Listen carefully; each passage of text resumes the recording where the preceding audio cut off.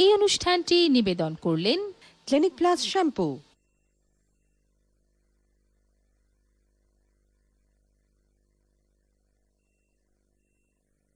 Hello DD এই অনুষ্ঠানটি নিবেদন করছেন সানলাইট কালার ডিটারজেন্ট পাউডার,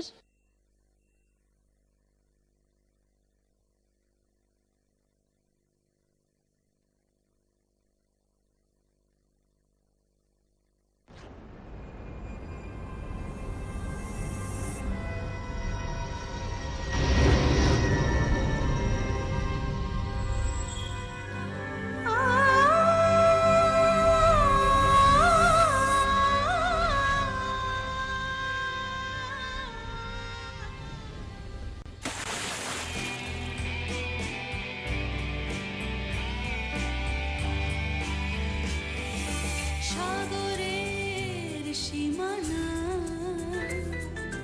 পাখিদের ডানায় ডানা। ও সাগরের সীমানায় পাখিদের ডানায় ডানায় এ জীবন সাথে রঙে এ জীবন সাথে রঙে দেখো কত গল্প বলে যায়। দেখো কত গল্প বলে যায়।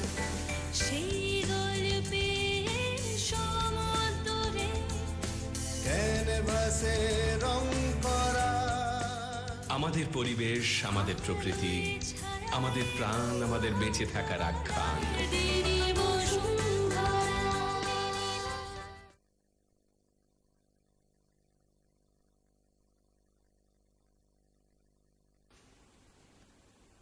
নমস্কার, দূরদর্শনের হ্যালো ডিডি বসুন্ধরা অনুষ্ঠানে আপনাদের সকলকে আরও একবার স্বাগত। আমরা জানি আমাদের বাংলাদেশ শস্য শ্যামলা, আর তাই কৃষি আমাদের অন্যতম একটা বড় ভিত্তি। আর এই কৃষি যেখানে ট্র্যাডিশনাল কৃষিকার্য দীর্ঘদিন ধরে চলে এসছে সারা পৃথিবীতে, সেই ট্র্যাডিশনাল বা কনভেনশনাল কৃষির পাশাপাশি আজকে সেখানে যুক্ত হচ্ছে বায়োটেকনোলজি বা জৈব প্রযুক্তিবিদ্যা। এই বায়োটেকনোলজিকে কৃষিকার্যের মধ্যে যুক্ত করার ফলে আমাদের জিনগতভাবে পরিবর্তিত উদ্ভিদ আমাদের জন্য কতটা নিরাপদ, আমাদের প্রকৃতির জন্য, পরিবেশের জন্য এবং আমাদের সকলের জন্য কতটা প্রয়োজনীয়, এই সবটাই আজকে কিছুটা হলেও প্রশ্নের মুখে। তাই হ্যাঁ, প্রশ্নের মুখে দাঁড়িয়ে রয়েছে আজকে বিজ্ঞানের এই অন্যতম এক অবদান। আর সেই বিষয় নিয়েই আমাদের দেশে, আমাদের রাজ্যে এর বর্তমান, এর ভবিষ্যৎ অবস্থা কি, সেই নিয়ে আজকে কথা বলবো আপনাদের সঙ্গে। শুনবো আপনাদের মতামত আমাদের এই হ্যালো ডিডি বসুন্ধরা অনুষ্ঠানে। আজকে আমাদের সঙ্গে স্টুডিওতে যিনি অতিথি হিসেবে রয়েছেন, doctor Aryadeep Roychowdhury, assistant professor, Saint Xavier's college, department of biotechnology. আর্যদা, প্রথমেই তোমাকে আমাদের স্টুডিওতে স্বাগত। তুমি অত্যন্ত ব্যস্ততার মধ্যে আজকে এসেছো। আমাদের দর্শক বন্ধুদের সঙ্গে তোমার মতামত আমরা শেয়ার করে নেব, আমরা জেনে নেব তোমার কিছু মূল্যবান সাজেশনও একই সঙ্গে।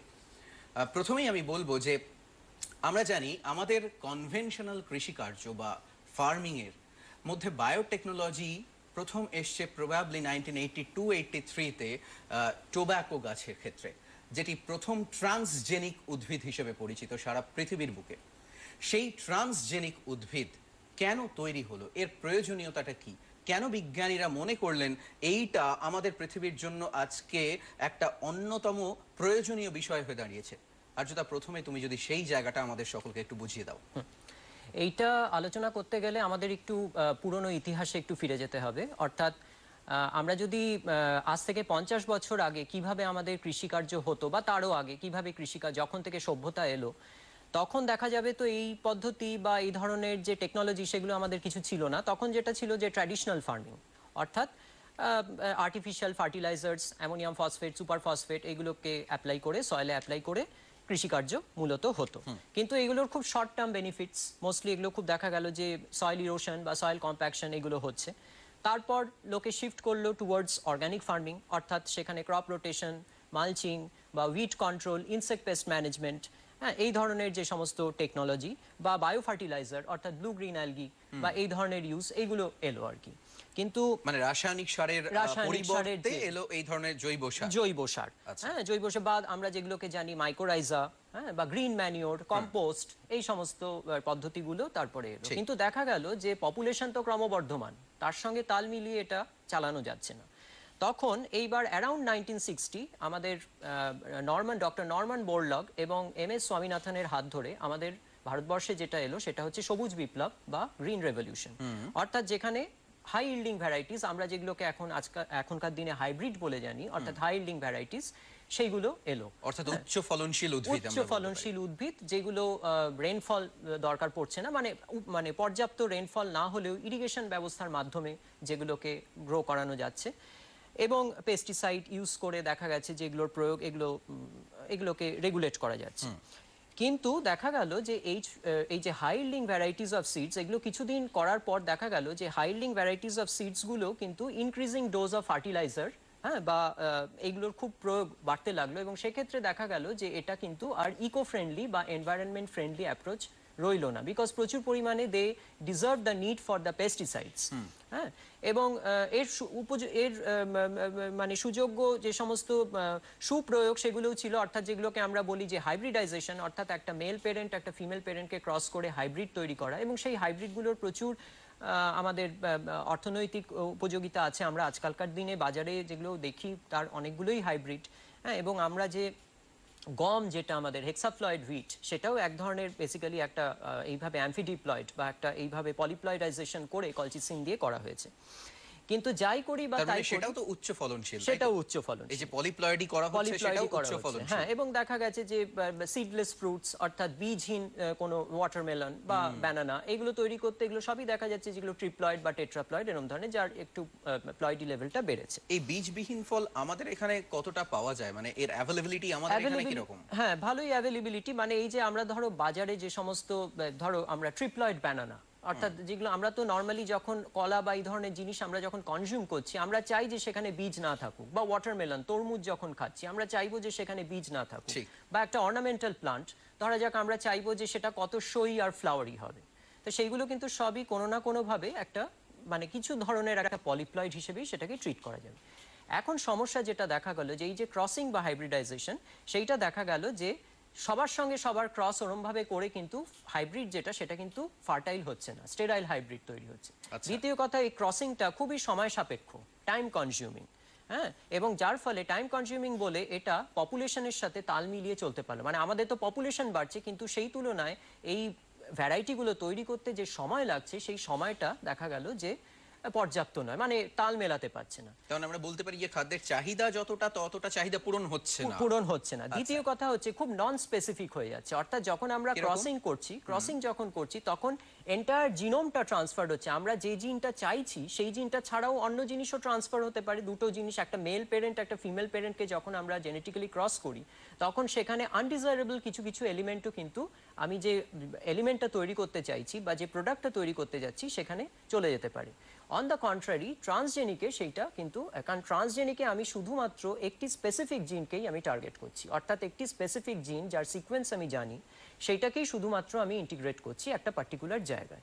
তো সুতরাং এইগুলোই হচ্ছে বিভিন্ন কারণ যার জন্য আমাদের জিএম টেকনোলজিটা আমাদের এবং আমার একটি স্লাইডেও সেখানে দেখা যাচ্ছে যে জিএম টেকনোলজির কি কি উপযোগিতা, সম্ভবত আমার প্রথম যে স্লাইডটি সেখানেই আমি দেখিয়েছি, আমরা একটু স্ক্রিনেতে দেখতেও পারি সেটা। হ্যাঁ, যে এখানে লেখা পড়া যাচ্ছে কিনা আমি জানি না, কিন্তু এইখানে বেশ কিছু পয়েন্ট দেওয়া আছে যে এটা অনেক বেশি লেস টাইম কনজিউমিং, অনেক বেশি এটা স্পেসিফিক, হ্যাঁ, তো এই ধরনের মূলত এই সমস্ত কারণে এই সমস্ত বেনিফিটের জন্য আমরা কিন্তু দেখা গেল যে এখন জেনেটিক, কারণ আমাদের পপুলেশন ইনক্রিজ, ঠিক। দ্বিতীয় কথা হচ্ছে মানে কম জায়গায় জমি কম, সেখানে কম জায়গায় বেশি উৎপাদন করতে হবে, সেইটা কিন্তু মাথায় রেখে lesser land, greater output and lesser loss, এই তিনটে এলিমেন্টকে মাথায় রেখেই আমাদের জেনেটিক্যালি মডিফাইড অর্গানিজম বা প্লান্ট করা হচ্ছে। আচ্ছা, তাহলে আমরা বুঝতে পারলাম যে জেনেটিক্যালি মডিফাইড প্ল্যান্ট কেন তৈরি করা হচ্ছে, এবং আমরা প্রধানত দেখলাম যে কিছু নির্দিষ্ট রোগের বিরুদ্ধে প্রতিরোধ ক্ষমতা আরো বাড়ানোর জন্য, এমনকি ফসলের গুণমান বৃদ্ধির জন্য এই জিএম ক্রপ বা জেনেটিক্যালি মডিফাইড ক্রপ আজকে এতটা তার চাহিদা বাড়ছে, তাই তো? কিন্তু এখানে আমরা একটু সাধারণ মানুষ হিসেবে সকলেই জানতে চাইবো তোমার কাছে যে যদি আমাদের সবাইকার বোধগম্য করে এই টেকনোলজিটা কি সেটা একটু সংক্ষেপে যদি একটু আমাদের জানাও। হ্যাঁ, এখন এই যে জিএম টেকনোলজিটা কিন্তু নানাভাবে করা যায়। আমার পরের যে স্লাইডটি, সেই স্লাইডে দেখাচ্ছে সম্ভবত যে কি কি পদ্ধতিতে এটা করা যেতে পারে। যেখানে একটা দেখাচ্ছি আমি ভেক্টর মিডিয়েটেড, আর একটা হচ্ছে ডাইরেক্ট। অর্থাৎ ভেক্টর মিডিয়েটেডে মূলত আমরা যে অর্গানিজমটা ইউজ করি, যেটাকে আমরা ন্যাচারাল ইঞ্জিনিয়ার বলে জানি, অর্থাৎ অ্যাগ্রোব্যাকটেরিয়াম টিউমিফ্যাসিয়েন্স বা অ্যাগ্রোব্যাকটেরিয়াম রাইজোজিনস, আমরা মূলত টিউমিফ্যাসিয়েন্স ইউজ করি। আর ডাইরেক্ট জিন ট্রান্সফার যেটা, যেখানে অর্থাৎ কোনো প্লাজমিড বা কোনো ভেক্টর লাগছে না, সেখানে আমরা জিন গান বা বায়োলিস্টিক মেথড অ্যাপ্লাই করতে পারি, ইলেকট্রোপোরেশন করতে পারি। হ্যাঁ, এই ধরনের মূলত আমরা পার্টিকেল বম্বার্ডমেন্ট টেকনিকটাই নর্মালি ইউজ করি। তাহলে আমি যদি প্রথম টেকনিকটা অর্থাৎ ভেক্টর মিডিয়েটেড অ্যাগ্রোব্যাকটেরিয়াম ট্রান্সফরমেশন যদি খুব ছোট্ট করে আমি আলোচনা করতে চাই, তাহলে আমার পরের স্লাইডে যদি তুমি যাও, এইখানে দেখা যেতে পারে যে অ্যাগ্রোব্যাকটেরিয়াম টিউমিফ্যাসিয়েন্স অ্যাকচুয়ালি কি করছে। হ্যাঁ, এটা একটা ক্রাউন গলের ছবি, যেটা আমরা জানি যে ক্রাউন গল টিউমারোজেনেসিস, অর্থাৎ আমাদের মানব দেহে ঠিক যেমন আমাদের টিউমার ফর্মেশন হয়, ক্যান্সারাস গ্রোথ হয়, ঠিক তেমনি প্ল্যান্টেও অ্যাগ্রোব্যাকটেরিয়াম টিউমিফ্যাসিয়েন্স দেখা যাচ্ছে যে এরকম ক্রাউন গল বা এরকম টিউমার তৈরি করছে। ওকে, আচ্ছা, কিন্তু এই অ্যাগ্রোব্যাকটেরিয়ামটা কি? এরা হচ্ছে গ্রাম নেগেটিভ কিছু রড শেপের ব্যাকটেরিয়াম, যারা মূলত সয়েলে থাকে। পরের স্লাইড। এইখানে আমি দেখাচ্ছি যে কিভাবে আমরা ক্লোনিংটা অ্যাকচুয়ালি করি।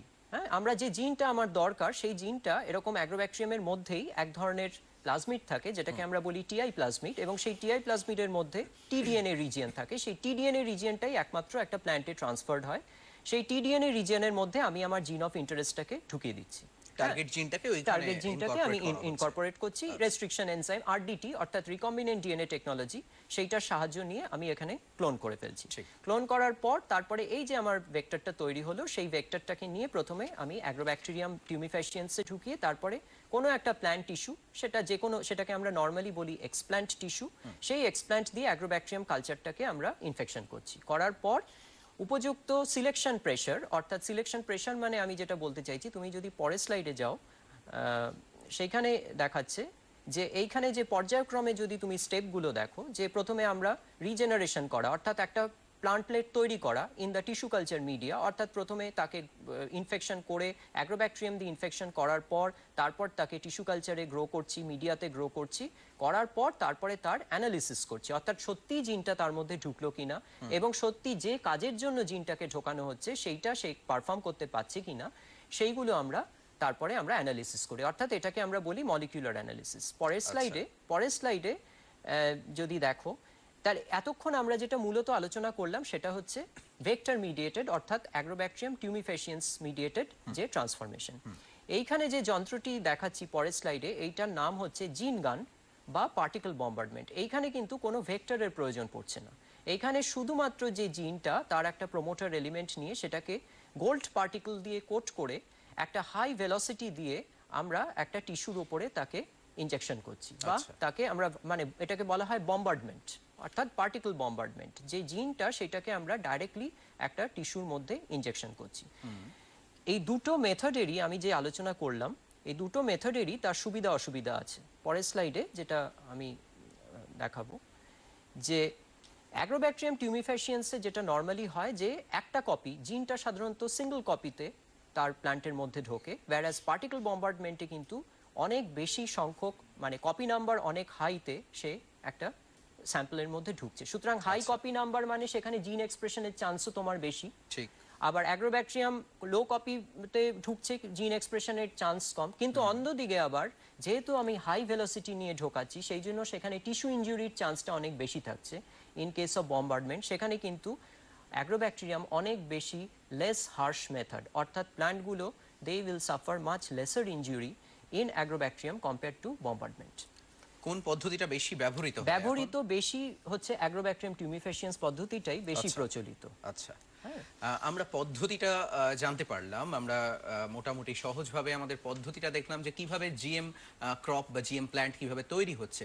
কিন্তু এই জায়গা থেকে জিএম প্ল্যান্ট তো প্রচুর তৈরি হচ্ছে, কারণ আমরা জানি যে এখন সারা পৃথিবীতে সোয়াবিন যদি একটা ফর এক্সাম্পল আমরা ভাবি উদাহরণ হিসেবে, তাহলে প্রায় 59% অফ দ্য এন্টায়ার সোয়াবিন সেটাই কিন্তু আজকে জিএম ক্রপ, মানে জেনেটিক্যালি মডিফায়ার তৈরি হচ্ছে, তাই তো?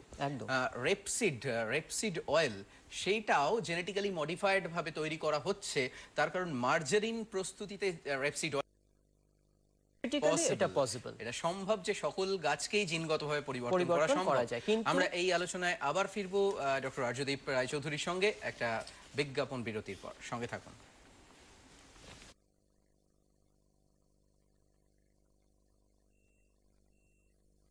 নতুন কুর্তি ওকেশনটা কি? I can't believe this. তাহলে আর কি? এসে গেল সানলাইট কালার গার্ড যুক্ত, যা বারবার ধোয়ার পরেও রং রাখে ঝলমলে। বলো না আজ কি প্লিজ। কিচ্ছু নয় বকুরাম, এটা তো পুরনো কুর্তি, 3 বছর ধরে পরছি। সানলাইট।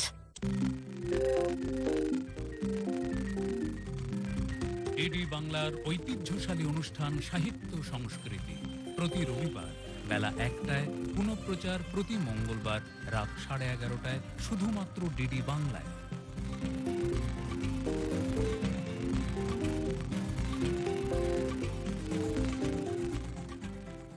ইয়ামিদি, আপনি বলেন যে ফেয়ার এন্ড লাভলি ক্রিম না ট্রিটমেন্ট।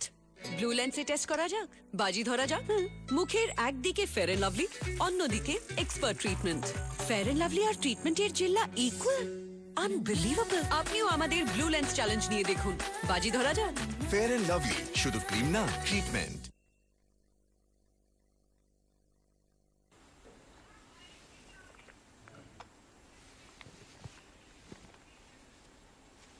নমস্কার, আমরা ফিরে এলাম আবার আলোচনায়। যে বিষয়ে আলোচনা করছিলাম, জিনগতভাবে পরিবর্তিত উদ্ভিদ। আর্যদা, তোমাকে বলবো যে আমরা রেপসিড অয়েলের কথা প্রসঙ্গে এলো, বা টোব্যাকোর কথাও এলো। এই মুহূর্তে আমাদের দেশের কথা যদি ভাবি, এবং একই সঙ্গে সারা পৃথিবীতে মূলত কোন কোন গাছের এই জেনেটিক্যালি মডিফিকেশন করা হচ্ছে? এর জন্য আমার কিছু একটি টেবিল আছে আমার, একটু যদি তুমি দেখাও দর্শক বন্ধুদের, একটু পরের দিকে একটি আমার টেবিল আছে। হ্যাঁ, আমরা উদাহরণ হিসেবে কোন কোন গাছের নাম প্রধানত বলতে পারি? প্রথমত যদি ভারতবর্ষের পার্সপেক্টিভে আমরা যদি এটাকে ভাবি, তাহলে প্রথমেই যেটা বহু চর্চিত সেটা হচ্ছে যে বিটি, অর্থাৎ যদি ভারতবর্ষের স্ট্যাটাস ভাবি, ওয়ার্ল্ড ওয়াইড 14টা বায়োটেক মেগা কান্ট্রি আমাদের আছে, যার মধ্যে ফার্স্ট, সেকেন্ড, থার্ড পর্যায়ক্রমে আর্জেন্টিনা, ব্রাজিল এবং ইউএসএ, এবং ইন্ডিয়াতে is the 4th largest area which is planted for the GM, এবং 11.6 মিলিয়ন হেক্টরস ট্রান্সজেনিক। 2014 সমীক্ষা বলছে যে 11.6 million hectares for the transgenics in India. এটা ইন্ডিয়ান এক্সপ্রেসের একটি রিপোর্ট। এবং গ্লোবাল এরিয়া, এই যে আমার বোধহয় এইখানেই কোনো একটি টেবিলে বোধহয় বলা ছিল যে কি কি ট্রান্সজেনিক ক্রপস একটা চার্ট করে বা টেবিল করে বলা ছিল। এবং 96% ইন্ডিয়াতে 96% অফ দ্য কান্ট্রিজ কটন যেটা, সেটা কিন্তু বিটি কটন। এবং এটা হচ্ছে যে ফার্স্ট জিএম ক্রপ যেটা ভারতবর্ষে, যেটা আমাদের কমার্শিয়ালাইজড হয়েছে, এবং এর প্রোডাকশন দেখা গেছে বেড়েছে। যদি আমরা 2014 যদি সমীক্ষা করি, তাহলে 14 মিলিয়ন বেলস এটার জিএম এর পার্সপেক্টিভে ঠিক পরেই বিটি আমাদের ভারতবর্ষের যে স্ট্যাটাসটা আর কি। কিন্তু চায়নার সঙ্গে ভারতবর্ষের একটা তফাৎ হচ্ছে যে এখানে হচ্ছে পাবলিক প্রাইভেট পার্টনারশিপ যেটা, সেইটা এখানে কম আছে। এখানে মোস্টলি হচ্ছে যে আমাদের প্রাইভেট, যে মনস্যান্টোর কথা আমরা জানি, যেটার আমি একটু পরেই আসবো, যে মনস্যান্টো নিয়ে কিছু বিতর্ক রয়েছে, সেই ব্যাপারে আমি আসবো। তো মূলত আমাদের দেশে এখন অবধি কমার্শিয়ালাইজেশন যদি ভাবি, তাহলে সেটা মূলত বিটি কটন। যদিও আমাদের দেশে, আর ওয়ার্ল্ড পার্সপেক্টিভে তুমি যেটা বললে, যেমন ক্যানোলা, রেপসিড, সয়াবিন, এগুলো কিন্তু আমি যেটা বললাম যে 14টা মেগা বায়োটেক কান্ট্রি আছে, যার মধ্যে আর্জেন্টিনা, ব্রাজিল, এরা কিন্তু খুব সাদরে অভ্যর্থনা করেছে এই জিএম টেকনোলজি। আচ্ছা, এখন আমাদের দেশে কিছু কিছু আইনের ফাঁস আছে, এবং সেটা সঙ্গত কারণও আছে। সেই কারণে এটা একটু স্লো হচ্ছে, মানে এই অ্যাকসেপ্টেবিলিটিটা আমাদের একটু স্লো হচ্ছে। ঠিক, আমরা এই বিষয়ে কথা বলবো। আমাদের কোনো দর্শক বন্ধু আবার রয়েছেন ফোনে। নমস্কার। হ্যাঁ, নমস্কার। নমস্কার, কে বলছেন? আমি গঙ্গাসাগর কোচবিহার থেকে বিশ্বজিৎ অধিকারী। আচ্ছা, কোথা থেকে বলছেন? সুন্দরবনের গঙ্গাসাগর কোচবিহার থেকে। সুন্দরবন থেকে বলছেন। আচ্ছা, অনেক ধন্যবাদ আমাদের ফোন করবার জন্য। বলুন, আমাদের এই অনুষ্ঠান কেমন লাগছে? খুব দারুণ লাগছে, আর আমি তো অনুষ্ঠানগুলো তো সবসময় দেখি, প্রত্যেক সোমবার করে। অসংখ্য ধন্যবাদ। আপনার প্রশ্ন আজকে? হ্যাঁ স্যার, আমি বলছিলাম যে বেগুন, এই যে বেগুন যে চাষটা করা হচ্ছে, বেগুনটা এখন করে যে হাইব্রিড বেগুন আসছে, এই হাইব্রিড বেগুনটা চাষ করতে গিয়ে দেখা যাচ্ছে যে বেগুনে পোকা লাগার আগে বেগুনের গাছ ফুটো করে দিয়ে গাছটাকে পুরো মেরে দিচ্ছে। হ্যাঁ, আরেকবার বলুন। বেগুনে পোকা লাগার বেগুনে পোকা লাগার আগে বেগুন গাছে ফুটো করে পোকা ঢুকে যাচ্ছে, ওতে কোনো বিষ মেরে কাজ হচ্ছে না বা কোনো ওষুধ মেরে কাজ হচ্ছে না। আচ্ছা আচ্ছা, কিন্তু এইটাকে আমি স্যারের কাছে এইটাই আমার কোশ্চেন থাকছে যে আমরা তো এই 2 বিঘা জায়গা চাষ করেছি, কিন্তু এইরকম ভাবে প্রত্যেকটা গাছের যে ব্লেড দিয়ে কেটে কেটে নষ্ট করে দেওয়া হচ্ছে, কিন্তু এর থেকে কোনো বাঁচার উপায় নেই। আচ্ছা বুঝতে পেরেছি। এটা কি আপনি হাইব্রিড গাছের ক্ষেত্রেই দেখেছেন, না সমস্ত গাছের ক্ষেত্রে এটা হচ্ছে? সমস্ত বেগুন গাছের, কারণ আমরা প্লট করে চাষ করেছি, কিন্তু প্রত্যেকটা গাছে মানে যেটা দেশি আমাদের দেশেও যেটা গাছটা আমরা চাষ করেছি সেই গাছে পোকা লাগার আগে দেখছি হাইব্রিড যেটা চাষ করা হচ্ছে ওইটাই আগে লেগে যাচ্ছে। ও আচ্ছা আচ্ছা আচ্ছা আচ্ছা আচ্ছা, এক্স্যাক্টলি, খুব ভালো প্রশ্ন। এটাই কি মনে হয় এটা কি এই বেগুন গাছে যে জিনটা ট্রান্সফার করার ফলে কি এইটা পোকাটা আসছে, না এটা এমনিতেই এসে যাচ্ছে? আচ্ছা ঠিক আছে, আমার মনে হয় জিনের সঙ্গে বোধহয় এটা জিনের সম্পর্ক সঙ্গে এটা নেই। ঠিক সম্পর্ক নেই। আপনি যে গাছের কথা, মানে আপনার কথা শুনে যেটা মনে হলো, যে গাছের কথা আপনি বলছেন সেটা আইদার হাইব্রিড গাছ অথবা সেটা নর্মাল কোনো গাছ। এবং নর্মাল কোনো গাছ, বা আমি যেটা বললাম আলোচনা শুরুতেই, যে নর্মাল গাছ বা হাইব্রিডের যে লিমিটেশন, অর্থাৎ তার যে মানে সেটা যে আমাদের যে চাহিদা পূরণ করতে পারছে না, সেই জন্যই তো আমাদের এই জিএম টেকনোলজি করা, অর্থাৎ হাইব্রিড ফেল করছে এবং আমাদের নর্মাল গাছ সেটা ফেল করছে। সেখানে তারা পোকামাকড় লাগছে, তারা এনভায়রনমেন্টাল স্ট্রেস। আপনি সুন্দরবন এরিয়াতে থাকেন, আপনি জানেন যে ওখানে কিরকম ভাবে মানে টাইডাল এফেক্ট ওখানে আসে এবং প্রচুর পরিমাণে নোনা জল সেখানে আসে এবং সাধারণত ধান বা এই সমস্ত শস্য সেগুলোকে নষ্ট করে দেওয়াটাই খুব স্বাভাবিক। তো সেই জন্যই আমাদের এই পদ্ধতি অর্থাৎ জিন টেকনোলজি পদ্ধতি। তো আশা করি এই পদ্ধতিকে যত আমরা সাদর অভ্যর্থনা জানাবো, তত এই ধরনের যে সমস্যাগুলো অর্থাৎ পোকামাকড় জনিত বা পরিবেশ জনিত, সেগুলোকে আমরা মোকাবিলা করতে পারবো। অর্থাৎ এই যে পোকায় ক্ষতিগ্রস্ত হচ্ছে, এর সঙ্গে জিনগত পরিবর্তনের কোনো সম্পর্ক নেই, এটা একদম নিশ্চিন্ত থাকতে পারেন। আমরা যে জিএম ক্রপ নিয়ে আলোচনা করছি, জিনগতভাবে পরিবর্তিত উদ্ভিদ নিয়ে আলোচনা করছি, দেখে নিয়ে আমরা একটি ভিডিও ক্লিপ আপনাদের জন্য। দেখুন। কৃষিতেও জৈব প্রযুক্তিবিদ্যার প্রভূত প্রয়োগ লক্ষ্য করা যায়, যার মাধ্যমে আধুনিক মানব সমাজ ব্যাপকভাবে উপকৃত হয়ে চলেছে।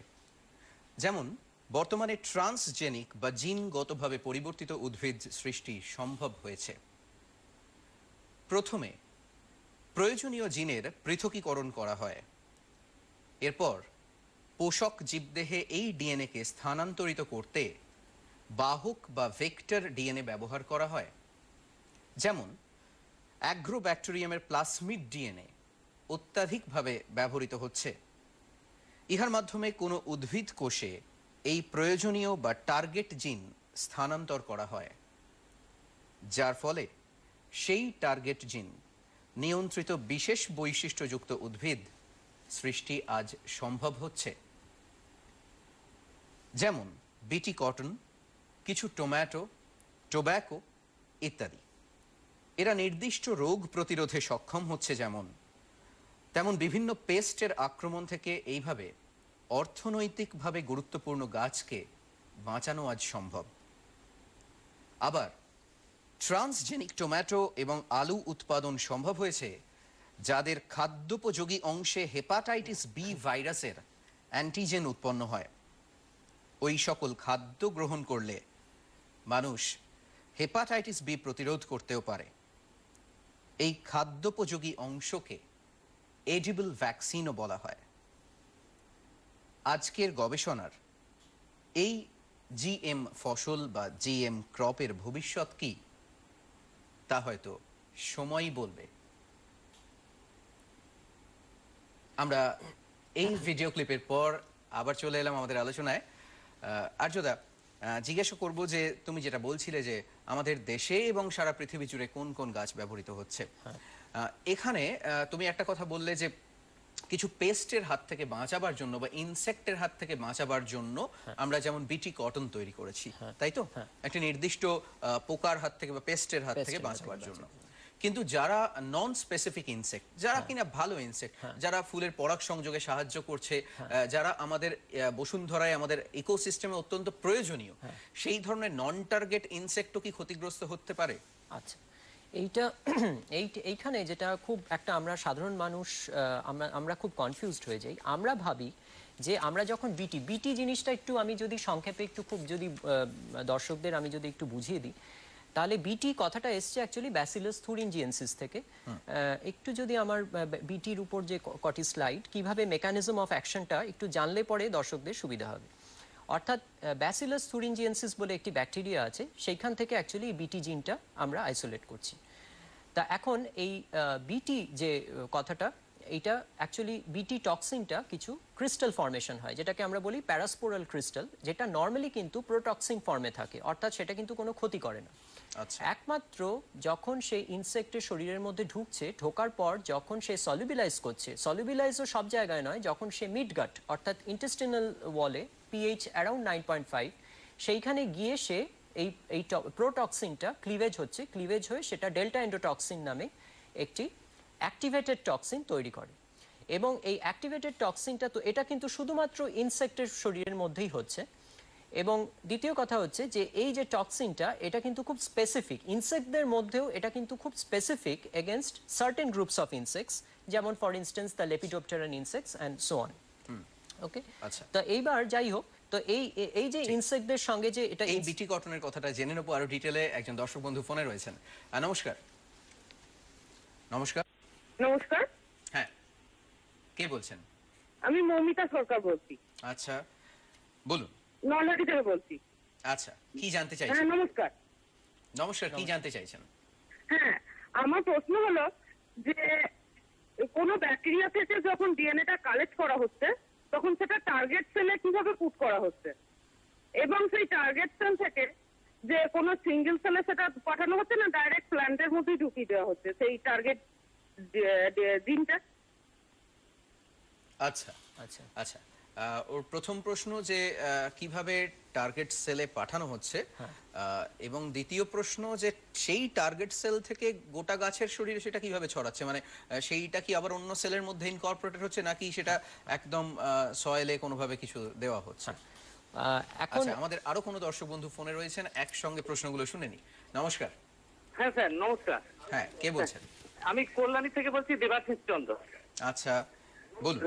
হ্যাঁ, বলছি যে আগামী দিনে কি ঔষধি গাছেও এই টেকনোলজি ব্যবহার করবেন আপনারা?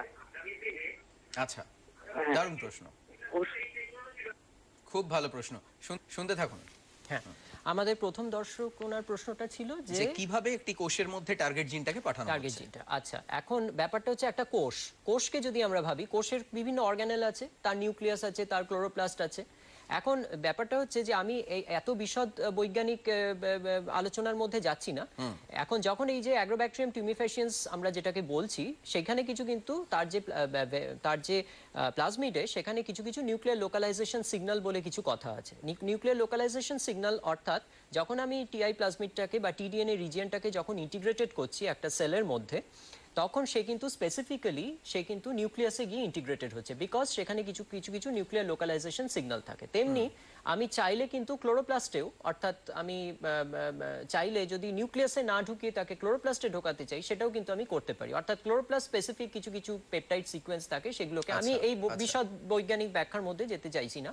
তাই সেইটা সম্ভব যে আমি স্পেসিফিক্যালি সেল মানে সেলের তো একটা স্পেসিফিক অর্গানেল, আমরা নিউক্লিয়াস মানে সেখানে জিনোমটা আছে, তার ডিএনএটা আছে, তো সেই ডিএনএ এর মধ্যে গিয়ে একটা জিন ইন্টিগ্রেটেড হচ্ছে, একটা বিটি কটন বানাচ্ছি, বিটি জিনটা গিয়ে কটনের জিনোমের মধ্যে ঢুকছে।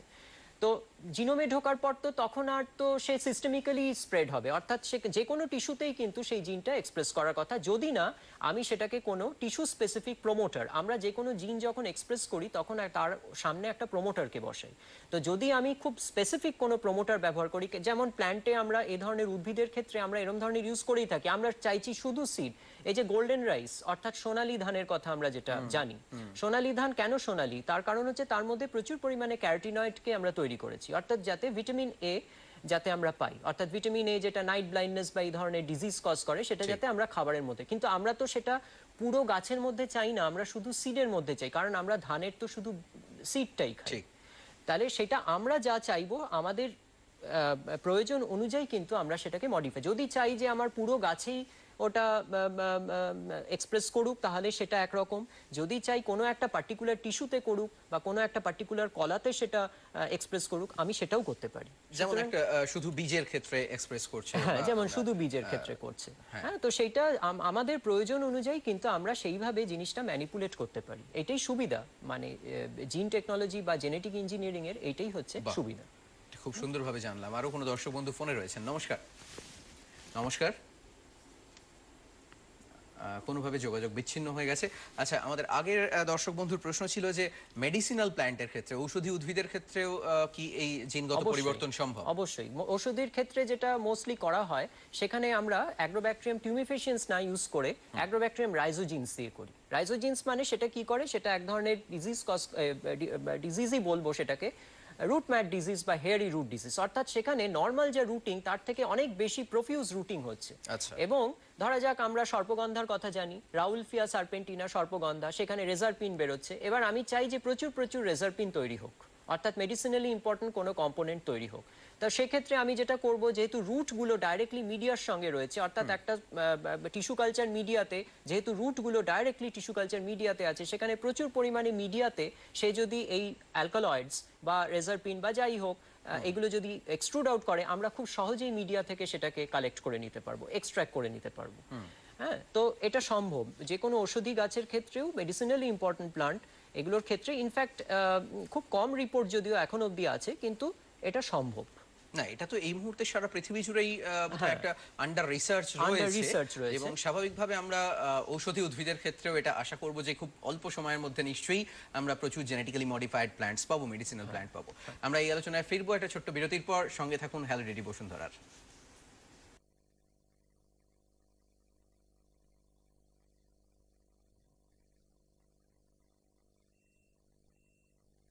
ডাভ একটা হেয়ার ফল টেস্ট করতে দিল। চুলের মধ্যে আঙুল চালালে আঙুল বেশি দেখেন না চুল?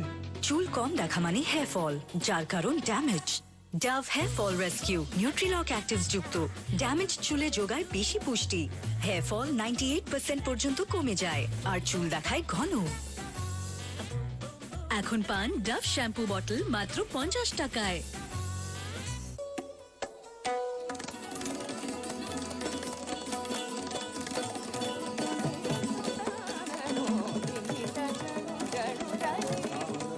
ভারতীয় সংস্কৃতির ঐতিহ্য ও ধারা অব্যাহত রাখতে বিভিন্ন স্থানে আয়োজিত শাস্ত্রীয় সঙ্গীতের অনুষ্ঠান ও অন্যান্য সাংস্কৃতিক অনুষ্ঠানের রেকর্ডিং প্রচারিত হবে প্রতি বৃহস্পতিবার সন্ধ্যে 7টায়। দেখুন ডিডি বাংলা।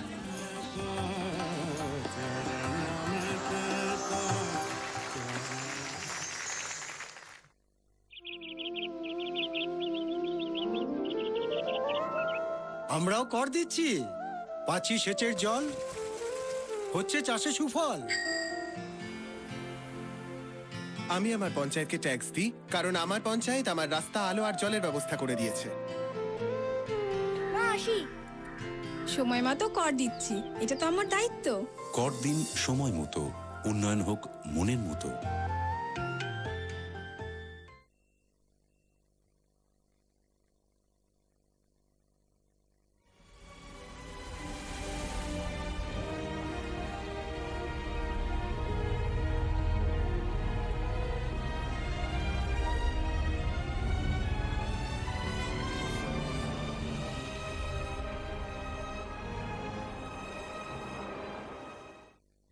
নমস্কার, আমি সুপর্ণা। শুরু করছি বিশ্ব পরিবেশ সংবাদ। ল্যাটিন আমেরিকার দেশ মেক্সিকো, সে দেশেরই সমুদ্র সৈকত কানকুন। সাদা বালির এই সৈকত আজ সারা পৃথিবীর ভ্রমণ পিপাসু মানুষকে আকর্ষণ করে। 1970 সালেও এটি ছিল ক্যারিবিয়ান সমুদ্র উপকূলে জেলেদের একটি ছোট্ট গ্রাম। 2008-এ এসে দেখা যায় এখানেই সমুদ্র বিনোদনের সমস্ত সম্ভার নিয়ে গড়ে উঠেছে অসংখ্য বহুতল রিসোর্ট, যা আবিশ্ব মানুষকে আকর্ষণ করছে। এখানকার প্রবাল প্রাচীর, সাদাবালির সৌন্দর্য ও নৈশ জীবনের টানে প্রতি বছর গড়ে 3 মিলিয়নের বেশি মানুষ আসেন এই সমুদ্র সৈকতে, উপভোগও করেন চেটেপুটে। ডিসেম্বর থেকে এপ্রিল মাস পর্যন্ত ইউরোপ ও আমেরিকা থেকে সবচেয়ে বেশি সংখ্যায় মানুষ হাজির হন এখানে। মেক্সিকোর অর্থনীতিতে যার গুরুত্ব অপরিসীম। আর সমস্যা শুরু সেখান থেকেই। 2010-এ কানকুনের জনসংখ্যা 6 লক্ষ ছাড়িয়েছে। জনসংখ্যার প্রবল চাপে ব্যাহত হচ্ছে সমুদ্রের স্বাভাবিক জৈব জীবন, আক্রান্ত হচ্ছে সবুজ। ইতিমধ্যেই হারিয়ে গেছে 65% উপকূলবর্তী ম্যানগ্রোভ অরণ্য। প্রকৃতির এই সংহারে সরকারি মন্ত্রক যথেষ্ট আতঙ্কিত। তারা মনে করছেন হ্যারিকেনের মতো ঝড় উপস্থিত হলে তা সামাল দেওয়া অসম্ভব হবে। দাবানলের কথা আমরা কে না জানি। প্রাকৃতিকভাবে লাগা আগুনের মুখোমুখি দাঁড়িয়ে মানুষকে লড়াই করতে হয়েছে অনেকবার। কিন্তু অরণ্যে মানুষ যদি নিজে আগুন লাগায় তবে সে সমস্যা আরো বড় আকার ধারণ করে। সম্প্রতি এ সমস্যার এক ভয়ঙ্কর চেহারা দেখা গেল ইন্দোনেশিয়ায়, যার দ্বারা আক্রান্ত হল গোটা দক্ষিণ পূর্ব এশিয়া। ইন্দোনেশিয়ার অরণ্য থেকে আগুনের ধোঁয়া ছেয়ে ফেলল প্রতিবেশী সিঙ্গাপুর ও মালয়েশিয়ার আকাশ। ধোঁয়ায় আক্রান্ত হল ছোট থেকে বড় সকলেই। বন্ধ রাখতে হল স্কুল, কলেজ, অফিস, রেস্তোরাঁ। রাজনৈতিক চাপ বাড়ালো প্রতিবেশী রাষ্ট্র। ইন্দোনেশিয়ার সরকার জানালো আইনি সংস্কার ছাড়া এ সমস্যা থেকে উদ্ধার পাবার কোনো আশু উপায় নেই। কারণ সে দেশের আইন বলছে অরণ্য পুড়িয়ে চাষের জমি তৈরি করা আইনসিদ্ধ। আর সে সুযোগ নিয়েই পৃথিবীর সর্বাধিক পাম তেল উৎপাদনকারী দেশের কৃষকেরা ও তৈল ব্যবসায়ীরা স্ল্যাশ ও বার্ন পদ্ধতিতে পৃথিবীর তৃতীয় বৃহত্তম ক্রান্তীয় অরণ্য সংহার আগামী বছরেও চালিয়ে যাবেন বলে জানিয়েছেন। পৃথিবীর নিউক্লিয়ার শক্তিধর দেশগুলির মধ্যে ফিনল্যান্ড অন্যতম। তারাই পৃথিবীর প্রথম দেশ হিসেবে নিউক্লিয়ার বর্জ্যগুলিকে ভূগর্ভে নিষ্কাশন এবং ধ্বংস করার ব্যবস্থাপনার জন্য স্বীকৃতি পেল। আমরা জানি জলে কিংবা বায়ুতে পরমাণু বর্জ্য মারাত্মক দূষণ ছড়ায়। তাই তার নিষ্কাশন নিয়ে নিরন্তর গবেষণা ও প্রচেষ্টার ফসল এটি। মাটির 450 মিটার গভীরে 6,500 টন ইউরেনিয়াম নিষ্কাশনের ক্ষমতা আছে এই প্ল্যান্টের। 2023 সাল নাগাদ এই প্ল্যান্ট কাজ শুরু করবে। এই প্রকল্পের চিফ এক্সিকিউটিভ অফিসার জনি মোক্কা জানিয়েছেন 40 বছরের কঠিন পরিশ্রম ও গভীর নিষ্ঠার ফসল এই প্রকল্প। সুইডেনও এই ধরনের একটি প্রকল্প গ্রহণ করলেও তারা এখনো বেশ খানিকটা পিছনে। পশ্চিম ফিনল্যান্ডের ওলকিলিউটো দ্বীপে এই প্রকল্প সম্ভব হয়েছে স্থানীয় মানুষের সহযোগিতা ও সম্মতিতে। এই প্রসঙ্গে জানিয়ে রাখা ভালো, বর্তমানে সারা পৃথিবীর মোট পরমাণু বর্জ্যের পরিমাণ 2,70,000 টন এবং যার বিষক্রিয়া থাকবে কয়েক হাজার বছর। এই প্রকল্প সেই সমস্যা সমাধানের স্থায়ী পথ দেখাবে বলে বিশেষজ্ঞরা মনে করছেন।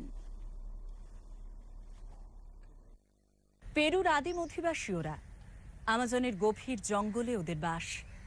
সভ্যতার আলো এখনো পৌঁছয়নি ওদের কাছে। ওরাই এখন গভীর অস্তিত্ব সংকটে। কারণ পেরু সরকার সিদ্ধান্ত গ্রহণ করেছে আমাজনের ক্রান্তীয় বৃষ্টি অরণ্যের মধ্যে দিয়েই তৈরি হবে জাতীয় সড়ক, যার দৈর্ঘ্য হবে 125 মাইল বা 200 কিলোমিটার। ফলে উজাড় হবে মস্কোপিরো উপজাতিদের আবাসস্থল। এই সড়ক পৌঁছে যাবে ব্রাজিল সীমান্ত পর্যন্ত। দুটি গুরুত্বপূর্ণ শহরকেও যুক্ত করবে এই সড়ক পথ। সরকারের পক্ষ থেকে জানানো হয়েছে এই পথ জ্বালানি ও খাদ্য সরবরাহ পথকে সুগম করে পণ্য পরিবহনের খরচ কমাতে সমর্থ হবে। 2004 সালে এই সড়ক নির্মাণের প্রস্তাব প্রথম উত্থাপিত হয়। ইতালীয় মিশনারিরা এই সড়ক নির্মাণের উদ্যোগকে সমর্থন করে সাধারণের সমর্থন আদায়ের চেষ্টা করছেন। তারা বলছেন এর ফলে পিছিয়ে পড়া জনজাতির জীবনযাত্রার মান উন্নত হবে। তবে পরিবেশপ্রেমী সংগঠনগুলি দেশের সবচেয়ে বড় অল্ট পুরুষ সংরক্ষিত অরণ্যের মধ্যে দিয়ে সড়ক নির্মাণের এই প্রকল্পের তীব্র বিরোধিতা করেছেন। তারা বলছেন এর ফলে হারিয়ে যাবে অসংখ্য জীববৈচিত্র্য। সুনীল সাগরে ওদের জলকেলি দেখলে আমাদের দু চোখ জুড়িয়ে যায়। তাই নিরীহ এই প্রাণীটিকে নিয়ে আমাদের আবেগের অন্ত নেই। ক্যালিফোর্নিয়া উপকূলে অনেক মানুষ ছুটে যান ওদের জলকেলি দেখতে।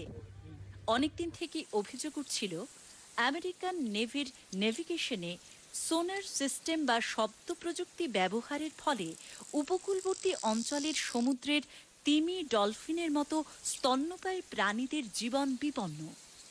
গত 21শে অক্টোবর সিলভার স্ট্যান্ড ও ইম্পেরিয়াল বিচের কাছে দুটি সাধারণ বটল নোজ ডলফিনকে মৃত অবস্থায় পড়ে থাকতে দেখা যায়। National oceanographic and atmospheric administration বা নোয়ার পক্ষ থেকে অনুসন্ধান চালিয়ে দেখা যায় আমেরিকার নৌবাহিনীর পক্ষ থেকে 19 ও 20শে অক্টোবর তারিখে ওই উপকূল অঞ্চলে মধ্যম দূরত্বের সোনার প্রযুক্তি প্রয়োগের প্রশিক্ষণ দেয়া হচ্ছিল ওই অঞ্চলে। নৌবাহিনীর অফিসারেরা ওই প্রশিক্ষণের কথা স্বীকার করে জানিয়েছেন প্রশিক্ষণের স্থায়িত্ব ছিল মাত্র 1 ঘন্টা। পরিবেশ প্রেমীরা ওই মৃত্যুর প্রতিবাদে সোচ্চার হয়েছেন। এই প্রসঙ্গে জানিয়ে রাখা ভালো, বেশ কয়েক হাজার ডলফিনের ক্যালিফোর্নিয়া উপকূলে ডলফিনের সংখ্যা এখন মাত্র 323টি। আমরা চাইব সমস্ত সমুদ্র ডলফিনেরা ভালো থাকুক। শীতের আমেজকে প্রাণে ধরে আপনারাও সুস্থ থাকুন, ভালো থাকুন। বিশ্ব পরিবেশ সংবাদ আজকের মতো এখানেই শেষ করছি।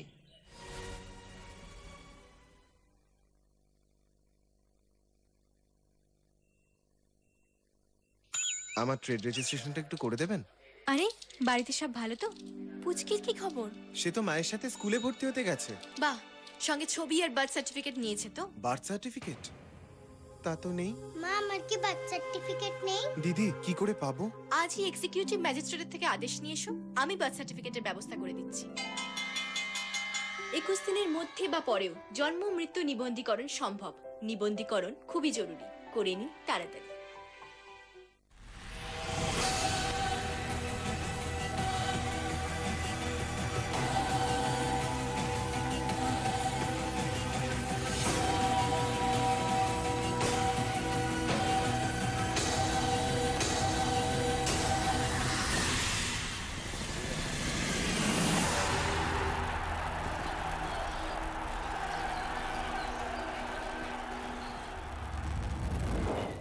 রোদ বৃষ্টি এখন আর কোনো সমস্যাই নয়, দূরত্বটা কোনো সমস্যাই নয়। দুপুর বা সন্ধ্যা এটাও কোনো সমস্যা নয়। গ্রাম সংসদ সভায় যাওয়ার জন্য কোনো সমস্যা নয়।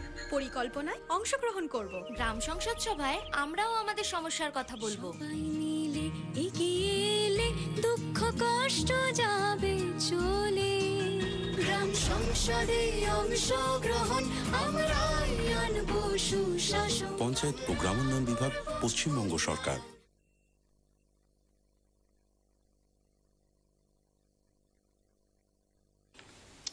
আমরা আবার ফিরে এলাম আলোচনায়, অর্থাৎ যে বিষয় নিয়ে আমরা কথা বলছিলাম, জিনগতভাবে পরিবর্তিত উদ্ভিদ।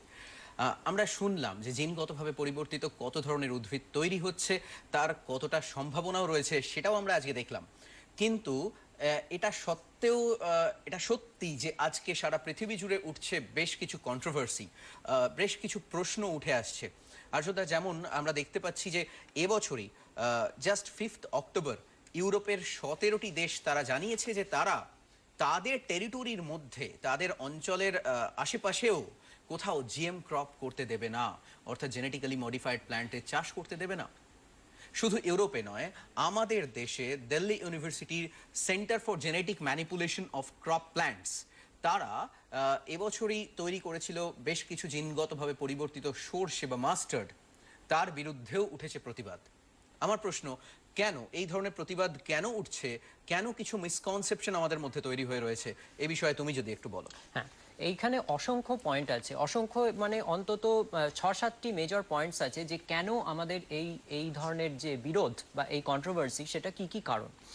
একটা খুব ইম্পর্টেন্ট রিজন সেটা হচ্ছে যেটা বলা হয় যে ক্রিয়েশন অফ সুপার উইডস বা ক্রিয়েশন অফ সুপার বাগস। অর্থাৎ আমি যখন একটা জৈব প্রযুক্তিগত একটা কোনো শস্য গ্রো করছি, সেইটা যখন তার সেখানে পলিনেশন বা পোলেন এসকেপ হয়ে পার্শ্ববর্তী কোনো একটা প্লট অফ ল্যান্ড যেখানে কি না নন ট্রান্সজেনিক প্লান্ট গ্রো করছে, সেখানে যদি পলিনেশন হয় তাহলে সেটা ক্রস কন্টামিনেশন হবে এবং সেখানে পাশের যে ওয়াইল্ড টাইপ প্লান্ট সেটা কিন্তু অ্যাফেক্টেড হবে।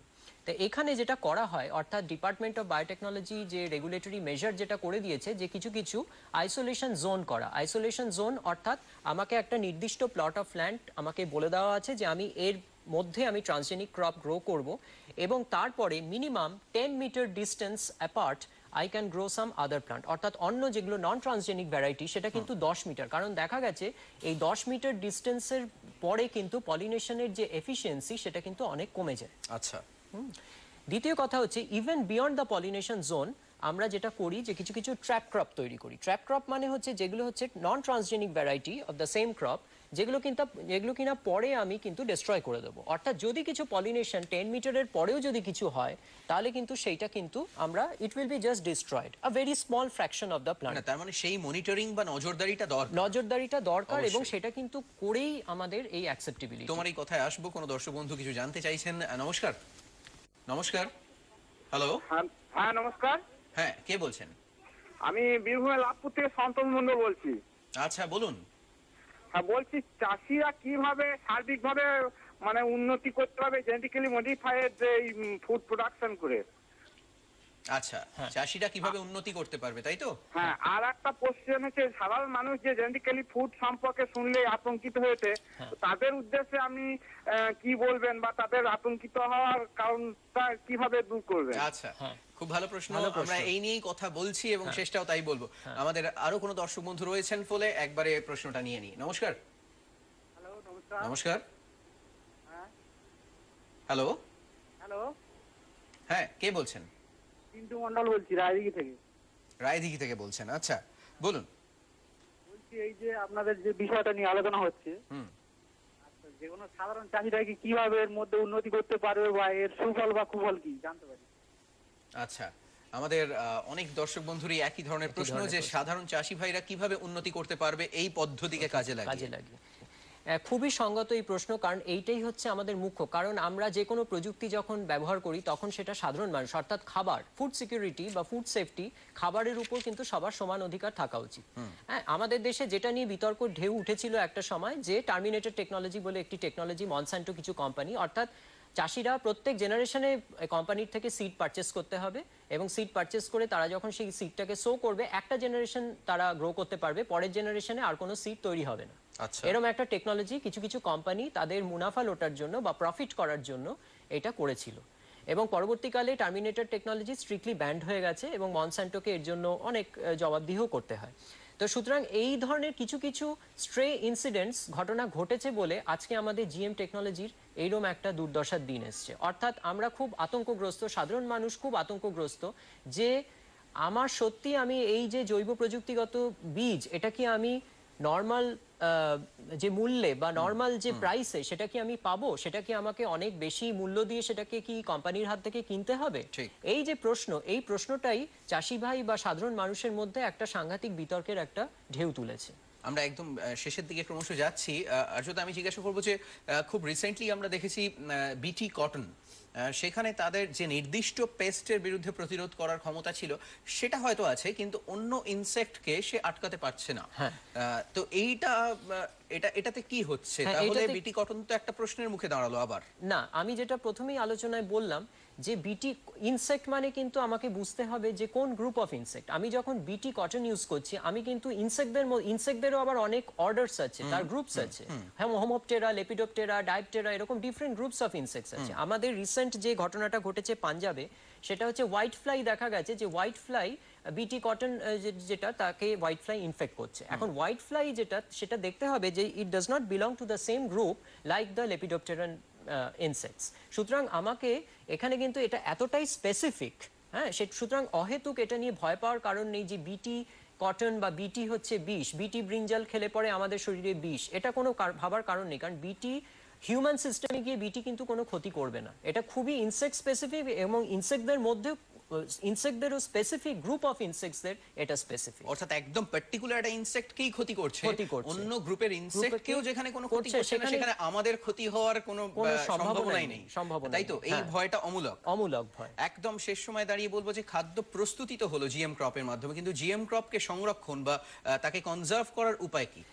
এটা আইরনিক্যালি আমাদের ভারতবর্ষ কিন্তু ভালো, এখানে উৎপাদনের হার খুবই ভালো, কিন্তু এখানে মূল সমস্যা হচ্ছে স্টোরেজ, কোল্ড স্টোরেজ, যেটা আমাদের বেঙ্গলেও হলো, যে আলু নিয়ে যে প্রচুর আলু উৎপাদন হয়েছে অথচ সেটা স্টোরেজ হয়নি।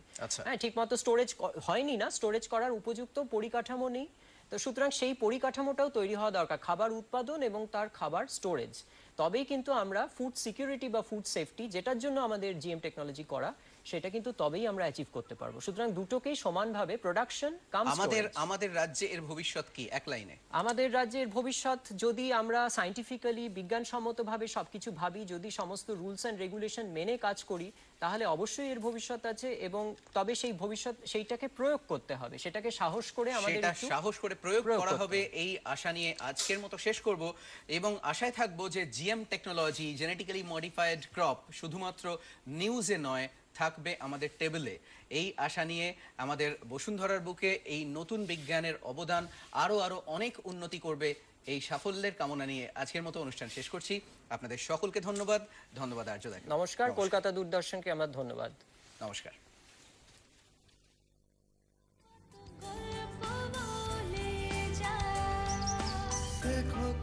আমাদের পরিবেশ, আমাদের প্রকৃতি, আমাদের প্রাণ, আমাদের বেঁচে থাকার আখ্যান। প্রতি সোমবার বিকেল 4টে, পুনঃপ্রচার মঙ্গলবার সকাল 9:30।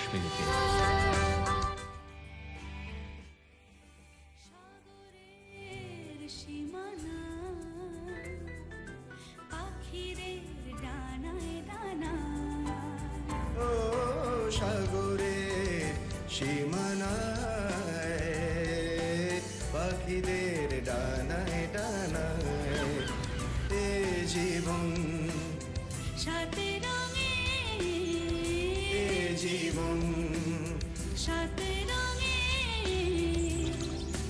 দেখো কত গল্প বলে যায়, দেখো কত গল্প বলে যায়, সেই গল্পে সমুদ্রে ক্যানভাসে রং